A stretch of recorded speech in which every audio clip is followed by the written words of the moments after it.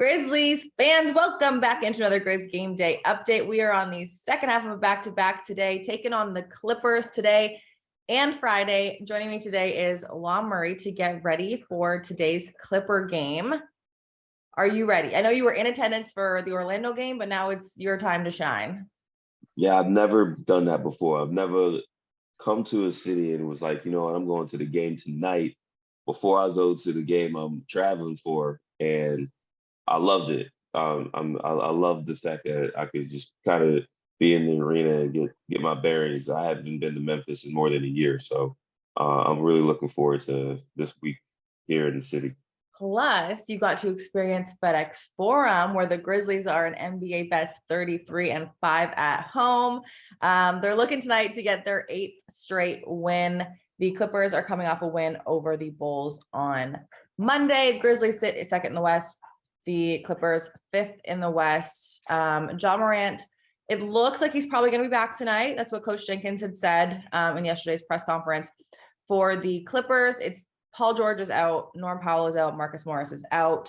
Now look, Law, I think we start by breaking down or just like reminding everyone that these two teams did play at the beginning of the month, March 5th. It was an interesting game, 135-129. The Clippers took that one despite being 22nd highest scoring team in the league. Like they don't usually put up that many points. A 51 point third quarter by the Grizzlies, and then the Clippers held them to 17 points in the fourth quarter and eventually took the win.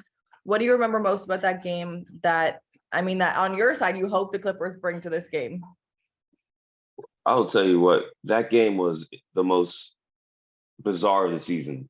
And, yes. and that's saying a lot because the Clippers have been on this roller coaster from the jump. I mean, they've been within 6 games of 500 the whole year. They've only dipped under 500 once, and that was back in mid-January for a game. You've never seen an NBA game where a team gave up 51 points in the third quarter and then held a team under 20 the next to win the game. Yep. Every team in NBA history that dropped 50 in the third wound up winning. So, mind you, the Clippers came in with a 5-game losing streak. They hadn't won a single game with Russell Westbrook. They were the last team in the Western Conference to win a game after the All-Star break. The vibes were at a very, very low place. And there were veteran Clipper players who said that win over the Grizzlies saved their season. Wow. So that's how serious, that's what the level of urgency was for that game. And missing key personnel, not only Paul George, who was this team's all-star representative, Paul's recovering from a sprained knee. There's going to be a sense of urgency from the Clippers just because of the time of the year that we're in. But the personnel is going to be a lot different. The star power is not going to be as much. And obviously they got to deal with not just Ja playing, but Dillon Brooks was suspended for that March 5th game. That it was another reason why you could say 76 points from Paul George and Kawhi, and Paul and Kawhi pretty much handled all of the fourth quarter scoring for the last, I want to say, 7 to 8 minutes of that game. 25 of the 38 fourth quarter points by the Clippers against the Grizzlies were by Kawhi and PG. I think Dillon might have something to say about that. Yes, and that is always the question that I ask, like, what's the one matchup that you're looking forward to tonight? And obviously with Paul George out, you had mentioned, he had 42 points in the last game. With Paul George out, you're assuming that Dillon Brooks takes on the responsibility of Kawhi Leonard, who had 34 and 10. What excites you about that matchup? Kawhi don't talk and Dillon does. Yep. Because Kawhi hasn't played against Dillon Brooks in 2 years, and this will be the first time. And I think Dillon's got a little bit more ammunition for trash talk than he did 2 years ago, considering that 2 years ago the Grizzlies hadn't even been to the playoffs with the current group that they have now.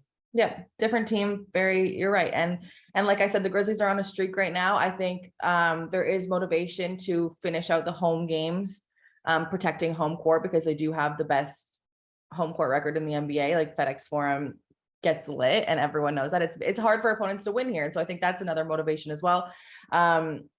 how you said the Clippers had the motivation trying to break that 5-game losing streak last game. I think the Grizzlies will go into this one being like, remember when we dropped that game? Remember when we were up and we didn't finish it out? I think that's the motivation going into this one.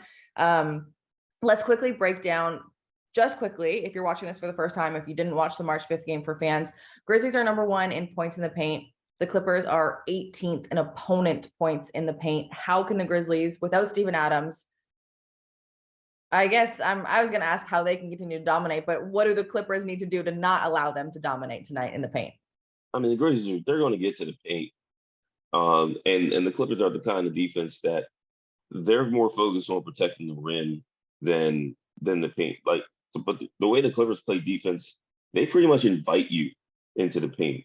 Some of that is because they don't have the best point of attack defenders, but a lot of it is because they'd rather you get to where you want in the paint, but they're not going to let you be comfortable when you do get there. And that's why I bring up the rim protection.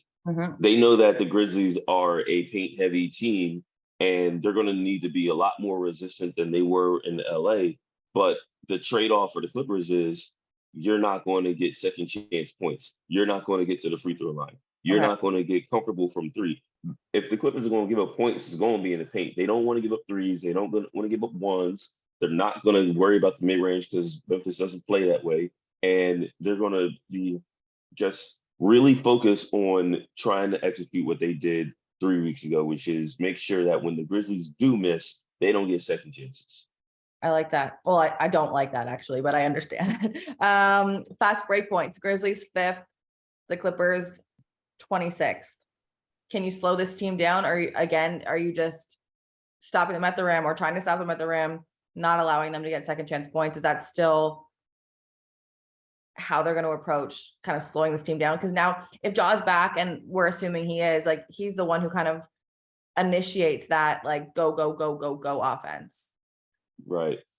That's going to be the biggest X factor, more than the Clippers not having a couple of guys, and you're going to see exactly how much better the Clippers team speed is and team awareness to allowing or prohibiting transition points, because we haven't seen Ja. They haven't seen the speed of Ja Morant. And to be honest with you, Ja's not even the top fast break guy on the Grizzlies. That guy's typically Desmond Bane is so good He'll pull up with three too. Right. Like, you have to be aware of more than just guys getting on 3-on-2s and it going to the rim. Now you have Desmond. Now you have Luke Kennard. Tyus Jones is really good there, but obviously Ja's a different level of speed and force that your attention to detail has to be even better in Memphis, especially, again, that crowd. If Ja does something, he's going to wake that building up, right? In a way that you weren't worried about when you were playing at home against a team that had one true point guard. So it's going to be a real test going up against Ja, who's a premier player. But again, understanding that it's not just Ja. It's guys like Desmond who does a really good job of converting on the break. Okay, really quick before we go, one name. Take Kawhi Leonard out of it, because Kawhi is going to be Kawhi. He's one of the best players in the league. For Grizzlies fans to watch, one X factor. If this person plays well for the Clippers, it helps them win. It's got to be Nicholas Batum. Man's hit 8 threes Monday night. People got excited about Batum becoming a starter. And if he's going to hit 8 threes every night, hell, if he hits 4 threes every night, it's going to make a difference. I mean, Nico made as many threes Monday night as Marcus had made since the All-Star break combined. So it's got to be Nico. That's the guy that Grizzlies fans are going to have to watch as far as the next step. All right. Thank you so very much. You are awesome. It was so great to hear you break this down. I'm excited for tonight. I hope you are too. And oh my God, I get to see you at the arena again today. So thank you for your time this morning. Thank you for having me. Grizzlies fans, this one, again, is at 7 p.m. Get to the arena nice and early. It looks like a beautiful day. Walk if you are downtown. If you're walking or if you're watching from home, this one's on Bally Sports Southeast and the Bally Sports Plus app.